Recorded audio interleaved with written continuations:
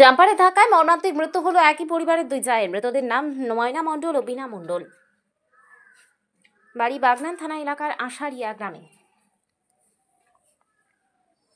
16 নম্বর জাতীয় সড়কে আশারিয়া ফুলের কাছে এই ঘটনাটি ঘটে। স্থানীয় সূত্রে জানা গিয়েছে, বেলা 10টা নাগাদ বীণা এবং ময়না দেবী দুই জায় মিলে বাজার করতে যাচ্ছিল। 16 নম্বর জাতীয় সড়ক পার হবার সময় কলকাতামুখী একটি ডাম্পার সরাসরি তাদের ধাক্কা মারে। ঘটনাস্থলে বাসের তলায় পিষ্ট হয়ে মৃত্যু হয় দুজনের। স্থানীয়রা ছুটে আসে 16 নম্বর জাতীয় সড়ক অবরোধ করে। পরে বাগনান থানার আইসি অভিজিৎ দাসের নেতৃত্বে বিশাল পুলিশ বাহিনীকে অবরোধ তুলে দেয়। পুলিশ ঘাতক ডাম্পার এবং চালককে গ্রেপ্তার করেছে। প্রাথমিকভাবে চালক মদ্যপ অবস্থায় ছিল বলে মনে করা হচ্ছে, কারণ 20 ফুট ব্যারিকেড ভেঙে যেভাবে এই দুই মহিলার উপর ডাম্পার উঠে যায়, তাতে চালক যে সুস্থ ছিল না কথা প্রমাণিত বলে মনে করছেন এলাকার লোকজন। তো ওখান থেকে ওনারা দুই যা মিলে দেউলটি বাজার যাওয়ার জন্য উদ্দেশ্য হয়ে বেরিয়েছিল।